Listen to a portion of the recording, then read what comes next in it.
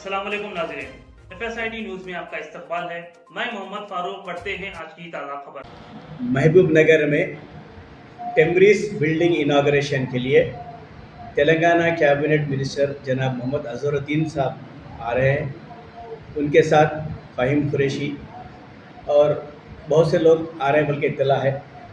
मैं जनाब अजहरुद्दीन साहब से मेरा सवाल है कि आप महबूब नगर बिल्डिंग इनाग्रेशन के लिए आ रहे हैं, क्या सूरत लेके आ रहे हैं? आपके आने की वजह क्या है? बिल्डिंग इनाग्रेशन की वजह है। वो बिल्डिंग किसने बनवाई? वो बिल्डिंग बीआरएस की हुकूमत में केसीआर साहब और महबूब नगर के जब मुकामी एक्स मिनिस्टर श्रीनिवास गौड़ साहब की क़यादत में 22 करोड़ की लागत से वो बिल्डिंग बनाई गई, जिसमें सेंट्रल गवर्नमेंट का 60%, स्टेट गवर्नमेंट का 40% शेयर से वो बिल्डिंग बनाई गई। कांग्रेस के दौरे हुकूमत का ना तो एक चूना है उसमें, ना एक ईंट है, ना तो कोई एक चीज़ है उसमें, फिर भी इनाग्रेशन के बड़े धूमधाम से अजहरुद्दीन साहब आ रहे हैं। अजहरुद्दीन साहब से मेरा सवाल है कि तेलंगाना में हुकूमत बन के करीब 2.5 साल से ज़्यादा हो गया, आपको मिनिस्ट्री मिल के कम से कम 7 से 8 महीने हो गए। आज तक माइनॉरिटी डिक्लेरेशन जो 2023 इलेक्शन से पहले, जबकि पीसीसी प्रेसिडेंट आज के चीफ मिनिस्टर जनाब रेवंत रेड्डी साहब थे, माइनॉरिटी डिक्लेरेशन में आपने जो डिक्लेरेशन के जो वादे थे उसमें से कौन सा वादा पूरा किया जो आज इनाग्रेशन के लिए आप आ रहे हैं? महबूब नगर के आवाम को जवाब देने की ज़रूरत है अजहरुद्दीन साहब को। महबूब नगर की आवाम ये पूछ रही कि अजहरुद्दीन साहब को मिनिस्ट्री मिली, मिनिस्ट्री तो अब अजहरुद्दीन साहब जो क्रिकेटर है, मैं क्रिकेट की लैंग्वेज में जवाब देना चाह रहा हूँ अजहरुद्दीन साहब को। अजहरुद्दीन साहब टीम में तो सेलेक्ट हो गए, लेकिन अजहरुद्दीन साहब को ना खेलने का मौका दे रहे हैं, ना तो कुछ बैटिंग का मौका दे रहे हैं। यानी कि अजहरुद्दीन साहब को ना तो बजट दिया जा रहा है, ना तो कहीं कोई चीज़ में इन्वॉल्व किया जा रहा है। अजहरुद्दीन साहब एक चीफ गेस्ट मिनिस्टर है, यानी कि कोई प्राइवेट फंक्शंस में अजहरुद्दीन साहब को चीफ गेस्ट बुलाया जा रहा है, बस उसके हद तक अजहरुद्दीन साहब मिनिस्टर हैं। आज तक आप डिक्लेरेशन के नाम पे आवाम को जो धोखा दिए 2023 में, आज आवाम पूछ रही। मैं अभी महबूब नगर में आते आते देखा हर जगह चौराहे पे होर्डिंग लगी हुई है कि माइनॉरिटी डिक्लेरेशन कब पूरा होगा, मुसलमानों के साथ कांग्रेस का धोखा, राहुल गांधी की मोहब्बत की दुकान में नफरत का सामान, जैसा रेवंत रेड्डी नफरत का सामान बेच रहे हैं। मेरा सवाल रेवंत रेड्डी साहब से भी है, आप महबूब नगर ज़िले के हैं, आप महबूब नगर ज़िले में माइनॉरिटीज़ के लिए इतने सारे स्कूल्स हैं, कौन से स्कूल की बिल्डिंग आपने परमानेंट के लिए अब तक बनाई? अब तक काम नहीं शुरू किया गया। बीआरएस के दौरे हुकूमत में कम से कम 40 से 45 टेम्ब्रिस के बिल्डिंग्स बनाए गए, 40 से 45 परमानेंट बिल्डिंग बनाए गए। केसीआर साहब का जो ख्वाब था कि जिस तरह से SC ST BC के बच्चे पढ़ते उसी तरह मुसलमानों के बच्चे पढ़ना, बल्कि केसीआर साहब 204 स्कूल खोले, उसी को 204 जो है जूनियर कॉलेज में तब्दील करें। फिर केसीआर साहब 2023 इलेक्शन से पहले कहा था कि जिस तरह से मैं स्कूल और जूनियर कॉलेज को मैं ईजाद किया हूँ उसी तरह डिग्री कॉलेज को भी लाऊंगा। ये केसीआर साहब का प्लान था। लेकिन कांग्रेस क्या कर रही? कांग्रेस वो जो 50 साल से मुसलमानों के साथ करती आई, वही मार्केट, वही जो है पांडे पे, वही मार्केट की दुकानों पे, वही फ्रूट की मंडियों पे, वही मैकेनिक शेडों पे बिठाने का काम कांग्रेस कर रही है।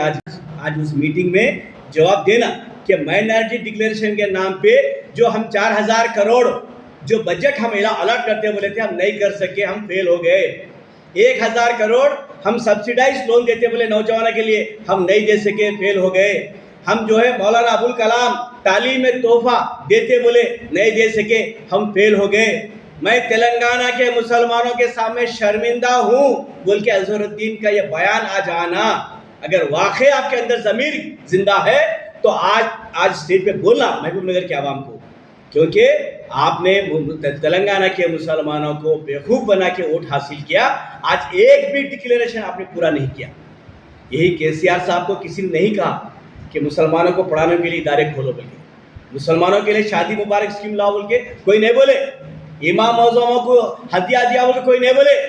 फिर केसीआर साहब दिए, फिर तुम 50 साल से हुकूमत करके क्यों नहीं दिए?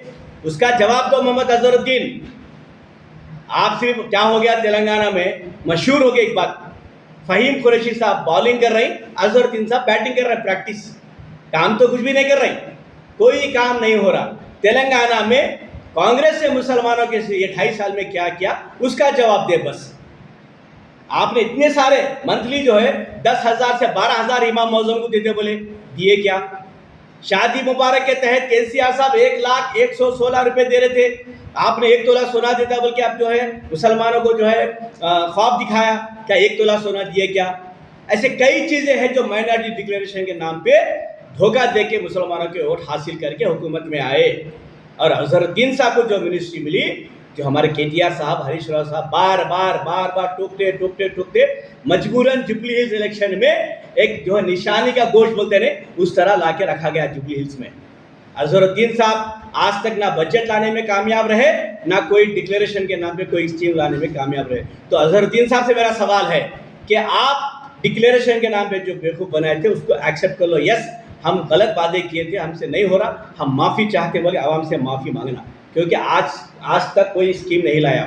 तो मेरा डिमांड है जो बिल्डिंग आज इनाग्रेशन आप कर रहे हैं वो बीआरएस के हुकूमत में, मैं फिर एक बार बोल रहा हूँ, बीआरएस के हुकूमत में, केसीआर साहब की सदारत में, जबकि जो एमपी थे जितेंद्र रेड्डी साहब और हमारे जबकि जो एक्स मिनिस्टर थे श्रीनिवास गौड़ साहब ने कोशिशों के जरिए बनाया गया। सेंट्रल गवर्नमेंट का जो 60% शेयर है जो आज सेंट्रल गवर्नमेंट बोल रही है ये भी गलत है। जो सेंट्रल गवर्नमेंट जो पैसा हमको वापस करी ये हमारा ही पैसा जो जीएसटी के रूप में, सेंट्रल एक्साइज के रूप में जो हम टैक्स पे करते हैं, हमारे से 1 रुपया लेके 50 पैसे हमको वापस कर रही सेंट्रल गवर्नमेंट। वो 50 पैसों में से ये भी हिस्सा हमारा है, कोई सेंट्रल गवर्नमेंट अलग बजट ये नहीं है। तो लिहाजा मैं फिर एक बार कहता हूँ, सेकुलर हुकूमत अगर कोई थी तो वो बीआरएस की हुकूमत थी, केसीआर साहब की सदारत में थी। तो आज कांग्रेस, आप और एक सवाल करना चाहता हूँ अजहरुद्दीन साहब के साथ जितने भी लोग आए हुए हैं, और मैं जनाब रेवंत रेड्डी साहब से मेरा सवाल है, इतने तेलंगाना स्टेट में वहाँ लंचिंग हुई, जगतियाल में देखो आप परसों इतना बड़ा इंसिडेंट हुआ, परसों महबूबनगर में एसवीएस हॉस्पिटल में इतना बड़ा इंसिडेंट हुआ, परसों 2 दिन पहले मलकाजगिरी में इतना बड़ा इंसिडेंट हुआ, लेकिन ना रेवंत रेड्डी साहब को इसके बारे में बोलना नहीं है, ना अजहरुद्दीन साहब इसके ऊपर मुंह खोलना नहीं है। इतने बिल्कुल यूपी की तरह हमारे अकबरुद्दीन अवैसी साहब ने कहा था कि वहाँ पे जो है योगी जो है बुलडोजर चला रहा, यहाँ पे रेवंत रेड्डी बुलडोजर चला रहा बोल के, ये हमारे अकबरुद्दीन अवैसी साहब का स्टेटमेंट है, ये खुलेआम है। आप जो मुसलमानों के साथ कर रहे हैं, बिल्कुल इसके पीछे जो है चंद्रबाबू नायडू और जो है नरेंद्र मोदी जी की हाथ है। रेवंत रेड्डी की जो एक्टिविटीज़ है कंप्लीट बीजेपी की एक्टिविटीज़ है, दिखावा खाली कांग्रेस का चेहरा है। मैं यही कह रहा हूँ फिर एक बार, राहुल गांधी की मोहब्बत की दुकान में रेवंत रेड्डी नफरत का सामान बेच रहे, ये हमारा कहना है। बस शुक्रिया, खुदा हाफिज। आप हमारा ये वीडियो YouTube पर देख रहे हैं तो सब्सक्राइब करना ना भूलें और बेल आइकन दबाएं। और अगर आप हमारा ये वीडियो Facebook पर देख रहे हैं तो पेज को लाइक करें और फॉलो करें।